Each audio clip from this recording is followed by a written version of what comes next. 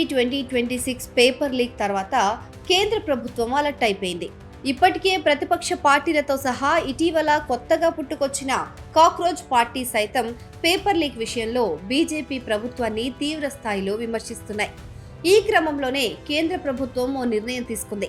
June 21వ తేదీన జరిగే నీట్ యూజీ 2026 రీ ఎగ్జామ్ కోసం కట్టుదిట్టమైన భద్రతను ఏర్పాటు చేయాలని నిర్ణయించుకుంది.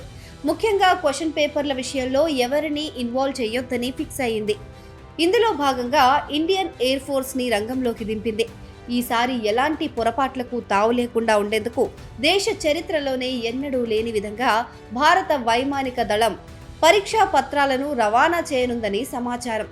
దేశవ్యాప్తంగా ఇప్పటికే సెలెక్ట్ చేసిన 18 ప్రాంతాల నుంచి ఈ ప్రశ్నాపత్రాల ప్యాకెట్లను పంపిణీ కేంద్రాలు, పరీక్షా హబ్లకు సురక్షితంగా చేరవేసే బాధ్యతను వైమానిక దళం తీసుకొస్తున్నట్టుగా తెలుస్తోంది. ప్రశ్నాపత్రాల రవాణాలో ఎలాంటి ఆలస్యం జరగకుండా అత్యంత వేగంగా, సురక్షితంగా గమ్యస్థానాలకు చేర్చేందుకు వీలుగా ఐఏఎఫ్ తన MI-17 హెలికాప్టర్లతో పాటు ఇతర అధునాతన ఎయిర్ ఫోర్స్ విమానాలను రంగంలోకి దించుతోంది. ముఖ్యంగా మారుమూల ప్రాంతాలు, త్వరితగతిన రవాణా అవసరమైన చోట్ల ఈ హెలికాప్టర్లను ఉపయోగించనున్నారు. పరీక్షా ప్రక్రియ అంతటా కట్టుదిట్టమైన భద్రతను నిర్వహించడానికి, రవాణా సమయంలో జరిగే జాప్యాన్ని నివారించడానికి సైన్యం కూడా సాయం చేయనుంది. అత్యవసర పరిస్థితుల్లో అదనపు సాయం అందించేందుకు వీలుగా సైనిక భద్రతా అధికారులు కూడా అప్రమత్తంగా ఉండాలని ఆదేశాలు జారీ అయ్యాయని అంటున్నారు. కేవలం రవాణా వ్యవస్థలోనే కాకుండా ప్రశ్నాపత్రాల రూపకల్పన దశ నుంచి కూడా అధికారులు కంటికి రెప్పలా భద్రతను పర్యవేక్షిస్తున్నారు. ఇందులో భాగంగా పేపర్ సెట్టర్లు, మోడరేటర్లు, ట్రాన్స్లేటర్లను ఒక అత్యంత రహస్యమైన, సురక్షితమైన ప్రదేశానికి తరలించి లాక్డౌన్లో ఉంచినట్లు సమాచారం. జూన్ 21న పరీక్ష పూర్తయ్యే వరకు కూడా వారు అక్కడే ఉండాల్సి ఉంటుంది.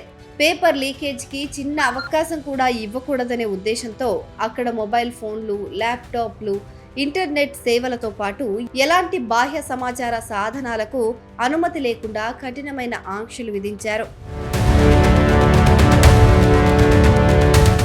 ఈసారి ప్రశ్నాపత్రాల తయారీ, ఆ తర్వాత వాటిని నిల్వ చేయడం, అలాగే రవాణా, పంపిణీ ఇలా ప్రతి దశలో నిఘా సంస్థల పర్యవేక్షణలోనే కొనసాగుతుంది. గత పరీక్ష రద్దుతో లక్షలాది మంది విద్యార్థులు, తల్లిదండ్రుల్లో కోల్పోయిన నమ్మకాన్ని పునరుద్ధరించడమే లక్ష్యంగా కేంద్రం ఈ అసాధారణమైన భద్రతా సేవలను ఏర్పాటు చేసింది.